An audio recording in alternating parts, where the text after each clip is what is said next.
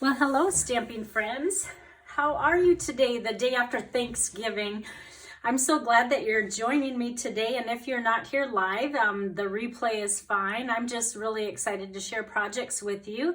In case it's your first time here, my name is Lorri Heiling, and I'm an independent Stampin' Up! Demonstrator, and I'm always super excited to share different projects that I've been working on. Well, now that Thanksgiving is behind us, it's time to dig back into the Christmas projects, and the project I'm going to share with you is a little treat holder, and it's probably going to be the fastest, easiest little treat that you've ever made. It really is. All you need is one sheet of designer series paper that is 6 by 6. So this is part of the Poinsettia bundle, and it's really some beautiful paper, and I've made quite a few projects with that. In fact, the last one I did was this little pizza box. Oh, thank you for your kind comments. I did forget to mention though, when I made this, people have asked me about the gold on here, and I turned the silver into gold by just taking a blend and coloring that in. But anyway, that was a project that I did for a blog hop, so you can go back and check my blog and you'll see all the materials I made. So anyway, there's another paper that's in with that bundle. You can buy the paper separately too if you'd like. So like I said, just start with one 6 by 6 sheet of paper, and whatever side you want to be the main side, like the most that you'll see, you'll have as the outside, and you won't see as much of the inside. So what you're going to do is just fold it in half, corner to corner. And I didn't even make a score line. It's thin enough that you can just use your finger, and then a bone folder will make it even crisp, more crisp. And then what you're going to do is take a ruler and measure down 2.5 inches. And you really only have to do this on one side. I'll show you why. You don't have to do both. And just make a little line there. All right. The next part is just taking this one corner and placing it right on that little mark that you made. And fold it here. This is when the bone folder comes in handy, because you do want these nice and crisp. Now we're going to do the same with the opposite side. We don't need a little marking because we're just going to make it meet that other corner right like that. So the top edges are in line with each other. And again, use your bone folder, and it just helps it make a really nice crisp fold there. All right, we are almost done with this. And by the way, there's no adhesive to keep this together. Now we're just going to put that front flap down.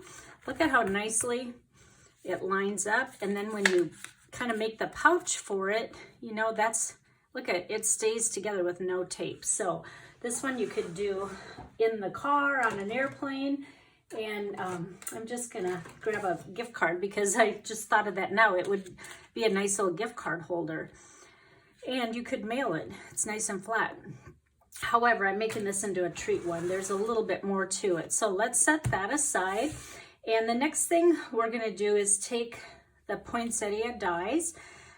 There's a stamp set that goes with this, but I'm only using the dies today. And I cut out 4 poinsettias, 2 of each size, and it's out of Real Rad cardstock, and I'm gonna put this underneath just so I don't get anything on here. Then I took Real Red ink and a dauber. There's different ways to shade. If you're using, or if your area is very small, I recommend daubers because you have a little more control, and it's just smaller concentrated areas. And we're just going to shade the center of that. We want to give it a little bit of depth. Remember, darker makes it set back. So just a little right in the middle, and kind of come up to the petals, because once we layer them, if you have all the ink in the middle, you're not even going to see that you inked. All right, and let's just do them all at the same time. Let's do these tiny ones too, and just a little bit. And what's nice about these dies is when you cut it, there's also a die that coordinates with it, and it puts like this little embossed veining in here. So I'm just gonna just bend it a tiny bit right on the, it's about the center of the petals on the poinsettia. So just crease them in a little bit. And this will make them pop up a little bit. And then if you'd like, I just sometimes take the bone folder and just go back a little bit. This will round the corners. So again, I want some dimension on this. If you don't mail them and don't mind putting them in the envelope, you can make these really thick and just keep layering. And all right, now when we put them together, I just use liquid glue, and I just am going to offset them a tiny bit and let that dry. And you know what? I'm going to show you how I bend these because they're so small. Look at this, is inked up. It doesn't matter to me if I get ink on them because they still work the same. What I do to bend these tiny little things, because sometimes it's hard to, you know, use your bone folder and you feel like you're all fingers. So what I do is I take a re-inker, and I just use the cap of it, and I just place it in the middle and put a foam pad underneath, and I just press down, and that makes those edges come up a little bit and gives it that 3D. All right, now let's get rid of the pad, and then let's build this flower up a little bit more.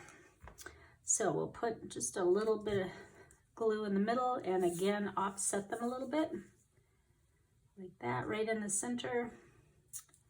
And then I want these petals to go back a little bit. I could just use my fingers for that. Let's do it one more time and offset them again. All right, now we have our pretty poinsettia with 4 layers. It's just going to make it pop a little bit more on the front of the treat holder. Then I'm going to take just one large dimensional and put that on the back. And now I'm just going to put this right, let me get rid of this, we're done with that. Put it right in the center here. And it seems like it's still missing a little bit in the center. So I'm going to take the red rhinestones that are in the annual catalog, and I'm just going to place 3 of these here. My pick tool works well for picking these up. There's just a little rubber thing on the end, and that's how you pick it up. And use your finger to take it off. There. Now we're still missing one thing. We need this to say something. So all I'm going to do is take Very Vanilla, and don't forget about Itty Bitty Greetings. We have a lot of Christmas sentiments, but they're all so large. But Itty Bitty Greetings is a set of 2 stamp sets.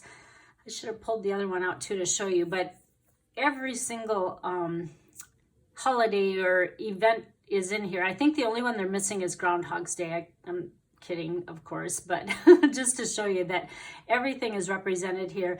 And I just needed a small one for Christmas, so I used 'Tis the Season.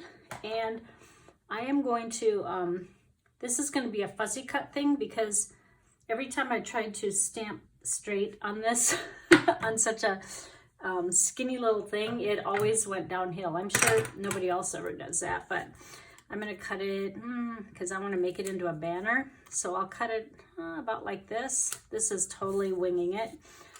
And then I usually start on the bottom and just cut as straight as you can. And like I said, it's okay if it's not perfect, because you don't ever want people to think that you bought this card. And if it was perfect, they would think for sure you bought it. So you always have to just wing it sometimes, so they can say, oh, that's not straight, she must have made it. Oh boy. I always say you find out people's personalities through stamping, like those who have a ruler and they're measuring, like, okay, she put this 1/8 inch next to here. I used to be like that. All right, now we'll just do one little glue dot on the tip of this. And we're just going to place this banner. I would say we need a little something here.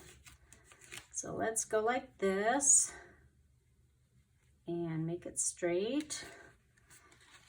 And I do not have Christmas candy yet. I am still working on Halloween candy. So I pulled out our stash of Halloween candy. I think it's still good. And because it had gold and red in it, we're going to put Twix in here so it matches. Of course, we stampers always have to match our candy with our packaging. So isn't that a fun little fast and easy? The only thing that took a little bit of time was that part, but did you see how fast this little treat thing came together? And remember, there wasn't even any adhesive on there, so you could whip a lot of those out. So that's my little project for today, and I hope you enjoyed it. And if you see any products you like and want to place an order, please use the host code here, and you can find me on confessionsofastampingaddict.com. Thank you again, and I will see you all next Tuesday. Bye-bye.